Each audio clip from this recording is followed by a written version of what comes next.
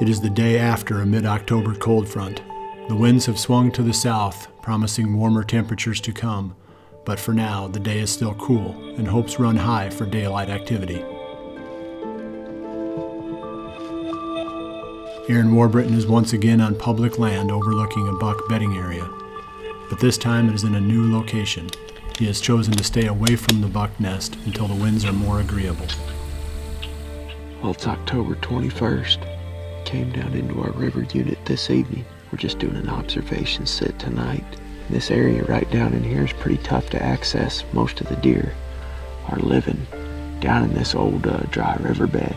So tonight we're just watching over a big portion of it. We are in a spot where we can maybe get a shot at one. We got a couple of trails coming by us. We're in a little bit of a funnel up here on top of this ridge, so I've got the bow in the tree, but not high hopes of getting a shot. However, we should see some deer from here. As Aaron watches for movement in the marsh, 30 miles to the west, Caleb and Taylor Byers head out in search of a giant 11-pointer. It's October 21st today, and we're on a farm where we came in and we put a poor man's plot in, and it looks like the ryegrass came in really well. There's a lot of traffic coming through here, and it's mid-50s today, so it's definitely cool enough that we could get a mature buck up on his feet in plenty of time to shoot. There's an 11-point in here with a little kicker that I'd really like to see tonight and maybe get an opportunity at.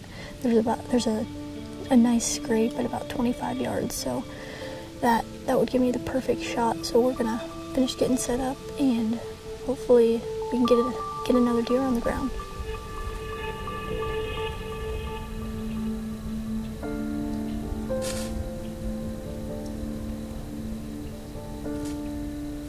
As Caleb and Taylor settle in, 100 miles to the northeast, Jared Mills watches a standing bean field, hoping to see his #1 buck, the deer he calls Hermit. Well, it's October 21st, and I'm settled in for the evening hunt.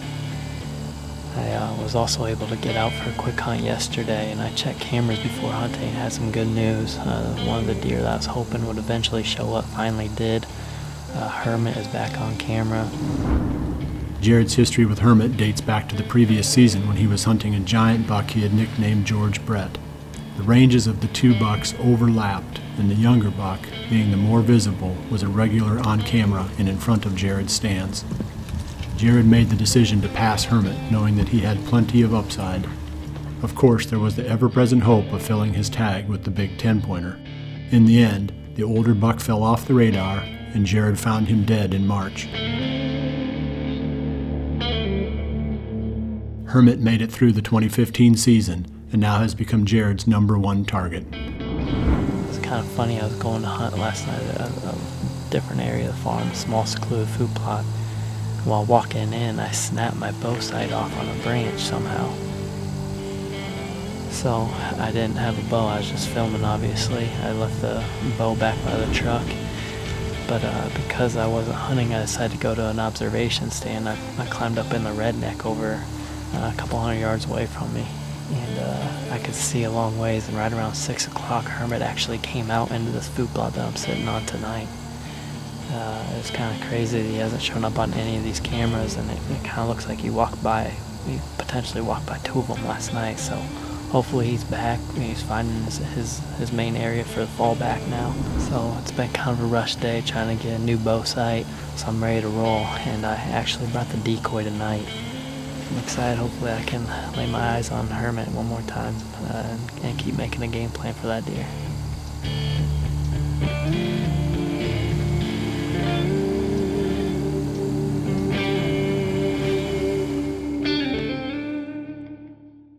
Taylor and Caleb planted Frigid Forage Autumn Quick Plot in combination with cereal ryegrass to create this poor man's plot.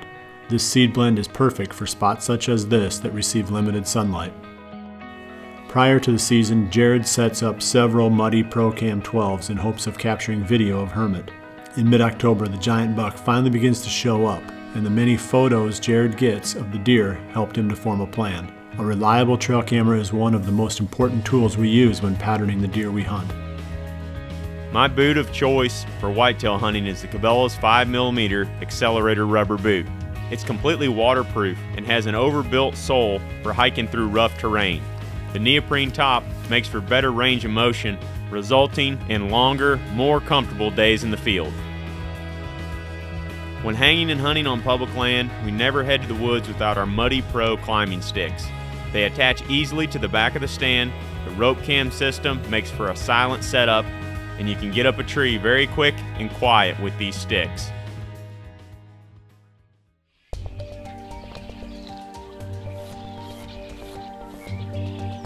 Back at the marsh, Aaron has yet to see a deer, but in front of Jared, the rut's first chase is underway.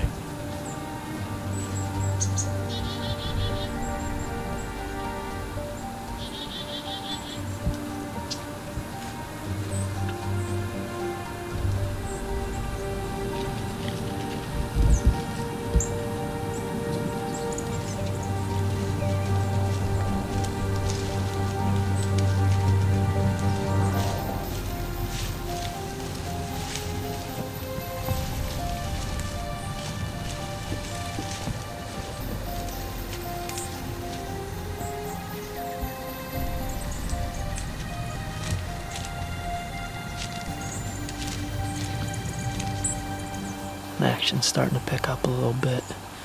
I've had a couple of solid 3-year-olds. One came right by the decoy, just panting like crazy. And another one's chasing does around out in the field. So just a little bit after right now is when Hermit came out last night. So hopefully he does the same thing. Like I said earlier, it's a big field. So I'm assuming if he does come out, I'm gonna have to try to find some way to get him over here, whether that's a grunt call or I do have the rattling antlers tied to the pull-up rope, so they're down on the ground right now. Let's just hope he comes out in the first place.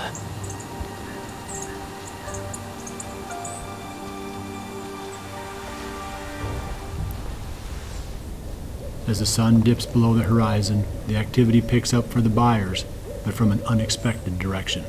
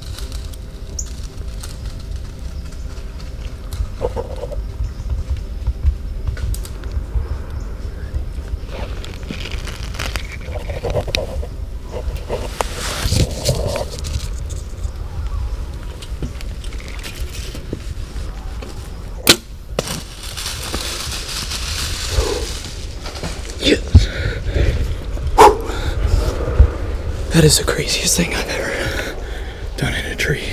I literally just shot him with Taylor's bow. The stand set up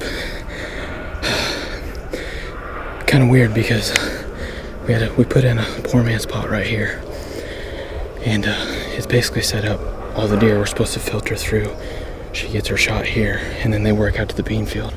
But I looked up, and the buck was literally coming right down the edge here, and we knew that once he got to a certain point, there was no way he was going to come to this plot, so she wasn't going to be able to get a shot. So I said, Taylor, I've shot your bow in the yard. I feel comfortable. Just hand me your bow. So we kind of did the old switcheroo, and I just smoked him. That is awesome. That's a nice deer right there. I've never shot a deer with a person bow, but that's freaking sweet. The deer we came in to kill.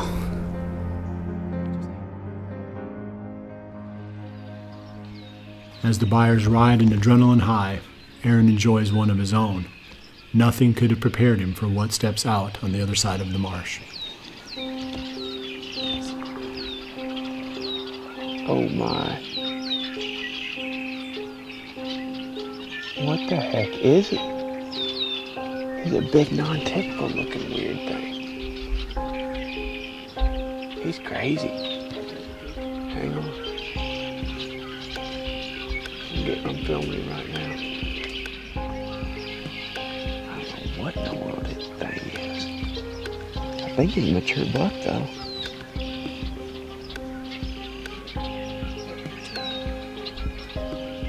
He's fixing to work a scrape right there.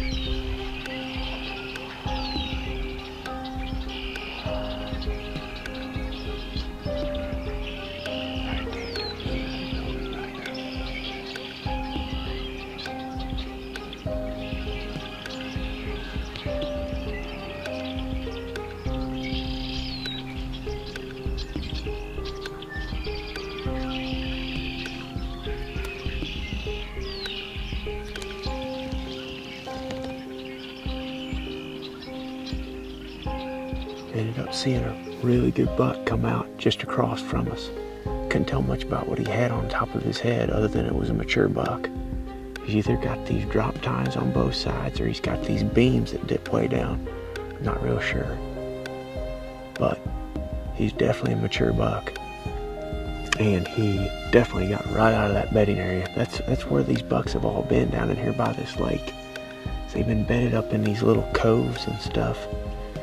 Off of the river, and there's a bunch of willows and that in there, and pretty thick. That's right where him and that doe were at. He got up and followed her out a little ways and made a scrape, and then went along this edge 400 or 500 yards from us, long way. But it's a good sign that we saw one. So somebody may be in there the next couple of days trying to kill that dude. It's a cool buck.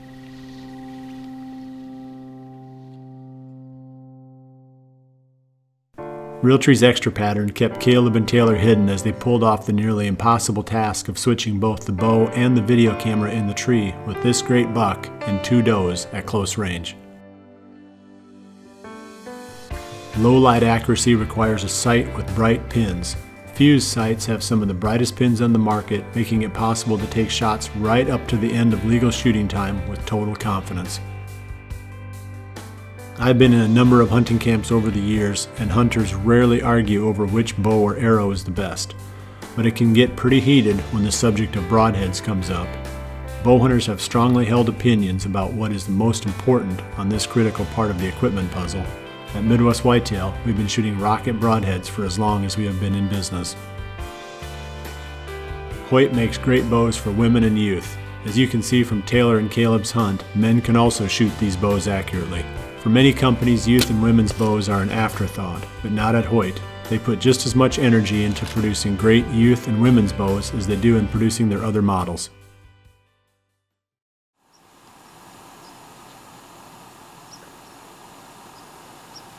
Well, that's about it for tonight. Pretty good movement actually, but it's a fun night to be in the stand. A lot of good pre-rut activity. There's actually one point where I could hear a pretty good battle going on inside the timber, and I'll be back after Hermit probably within the next week. We are heading down south to Mike's farm for the rest of the weekend, and hopefully we can have some good hunting down there as well.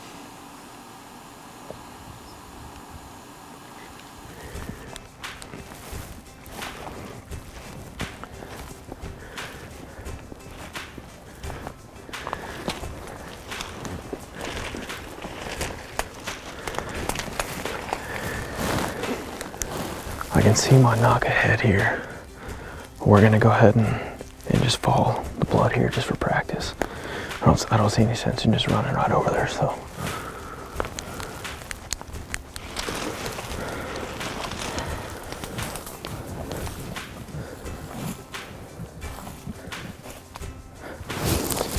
He's right there. Yes. Whew. Look at the mass on this dude. He is a stud.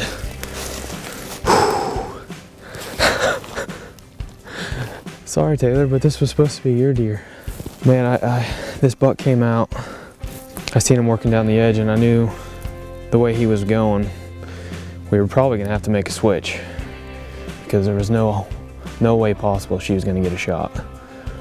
And I waited till the last possible second to do it because I really wanted her to harvest this buck. But I'm definitely not complaining, that's for sure. He ended up stopping perfect for me. I just had to duck a little bit and made a perfect shot on him with her bow. And I couldn't be more excited. This one feels pretty good because that's the first time in that set. And we did a poor man plot there. And we kind of thought we'd have a lot of deer filtering through there. We thought Taylor would end up having kind of a chip shot, but as luck would have it, all the deer kind of crossed into the field about 100 yards from us and then worked right down the edge. Ended up shooting this buck at 30 yards. And we are on a roll. Taylor shot a buck on Tuesday, and this is now Friday, and we got another big buck on the ground, so wow, that's all I can say is wow.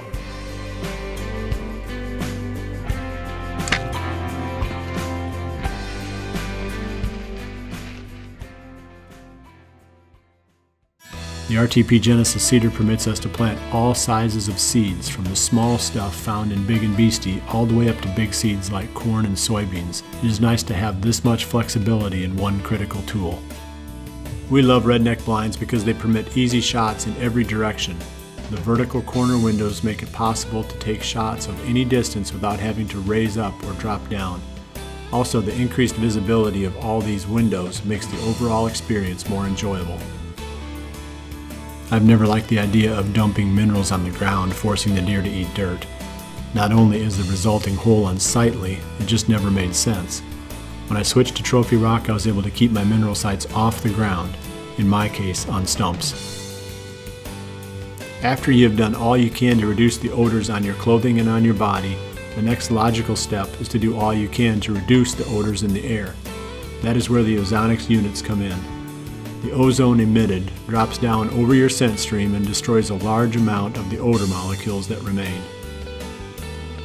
Small diameter arrows like Easton's FMJ series make sense for many reasons. They penetrate very well and drift less in a crosswind.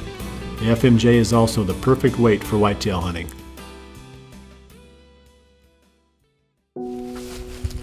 Look at the mass on this dude. He is a stud. October has been uncommonly good to us. The Byers tagged their second buck in just 3 days, and Aaron's strategy of hunting buck bedding areas on public land is paying off with daily encounters. With Lefty in the freezer, my attention turns to another great buck, one I have been getting on my trail cameras during daylight hours, a long Tine 10-pointer I've nicknamed Skinny. Cautiously, I begin picking away at the fringes of his range. We don't get a lot of deer movement, it seems like, on these really still days. I mean, we've killed deer like that before, so it's not like it's impossible, but the trend is that would not be good hunting conditions here. This is on the fringe of what we know to be, or what we hope to be, Skinny's range. This is my next target buck now.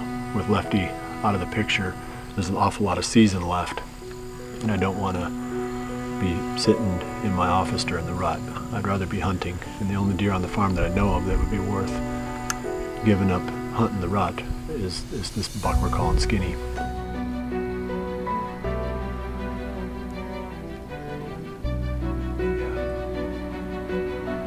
Cold fronts are the fuel that fires the pre-rut. Nothing arouses October bucks more than plummeting mercury. Yet we all know this is still just a preview. The real action is yet to come as we continue chasing November.